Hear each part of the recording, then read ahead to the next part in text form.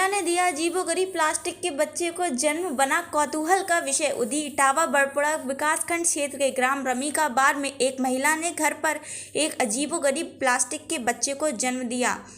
Delivery के दौरान जन्मे अजीबोगरीब बच्चे और मां को लेकर जब परिजन सामुदायिक स्वास्थ्य विभाग उदी पर पहुंचे तो डॉक्टर ने डिलीवरी का मामला फर्जी बताते हुए महिला के पास मृत बच्चे को एक प्लास्टिक के खिलौने से बनी गुड़िया बताया। डॉक्टर द्वारा मामला फर्जी बताते ही महिला सहित परिजन कथित बच्चे को स्वास्थ्य केंद्र पर छोड़कर फरार हो गए। जानकारी के मुताबिक उक्त ग्राम निवासी सीमा देवी 38 वर्ष पत्नी सत्येंद्र कुमार की शादी को 18 वर्ष बाद बच्चे को जन्म देने की सूचना आज बुधवार प्रातः महिला की सास उषा देवी पत्नी तेज सिंह द्वारा ग्राम की ही एक निवासी आशा स्वास्थ्य कार्यकर्ती को दी गई। जब आशा ने अजीबोगरीब बच्चे को देखकर शंका व्यक्त किए जाने के बाद महिला को उपयुक्त उदी सामुदायिक स्वास्थ्य केंद्र पर स्वास्थ्य परीक्षण कराए जाने की सलाह दी गई, जिस पर सास ससुर आदि स्वजन जन्मे मृत बच्चे व बच्चे की मां सीमा को निजी वाहन से सामुदायिक स्वास्थ्य केंद्र पर पहुंच गए। उक्त स्वास्थ्य केंद्र पर तैनात डॉक्टर हर्षित जैन एवं स्टाफ नर्स प्रिंसी यादव द्वारा बच्चे को देखा तो वह भी अचंभित हो गए। वह नवजात शिशु का शव न होकर मात्र एक प्लास्टिक का खिलौना था। डॉक्टर द्वारा जब प्रेगनेंसी के संबंध में अन्य कागजात व एक्सरे आदि चेक किए गए तो वह फर्जी निकले।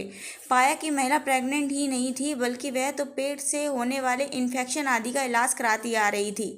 डॉक्टर द्वारा जब महिला से फर्जी डिलीवरी व बच्चे की कहानी बनाने का कारण जानने का प्रयास किया गया तो महिला कथित नवजात बच्चे प्लास्टिक के खिलौने को स्वास्थ्य केंद्र पर छोड़कर अपने परिजनों के साथ फरार हो गई। उपयुक्त मामले को देखकर स्वास्थ्य केंद्र व स्टाफ भी हैरान परेशान दिखा तो वहीं कथित नवजात शिशु का शब्द कौतूहल बना हुआ है। इटावा से जिला crime bureau chief Vineet Kumar की रिपोर्ट।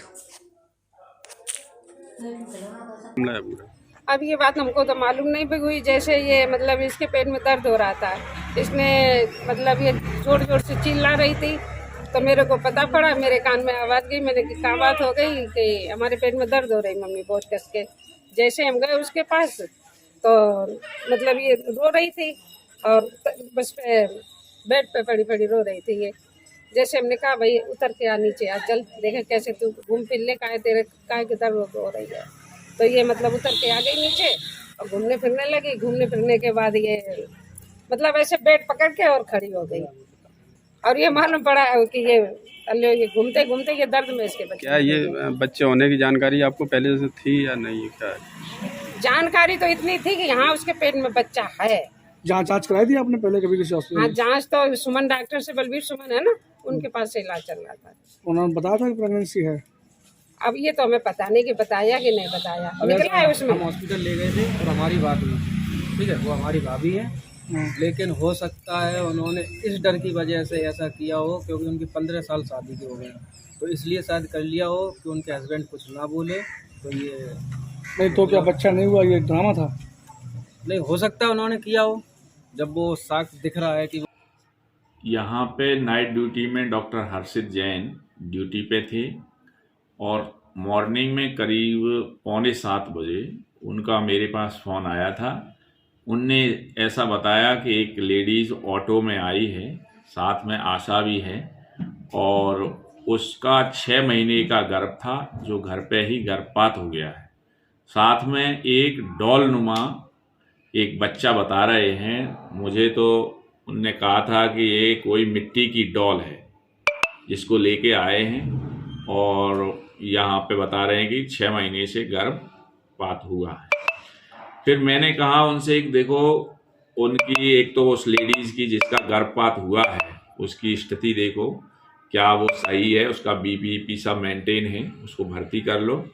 बाकी उस बच्चे को आप सुरक्षित रखो, अभी मैं आऊँगा तब मैं उसको देखूँगा कि असलियत क्या है।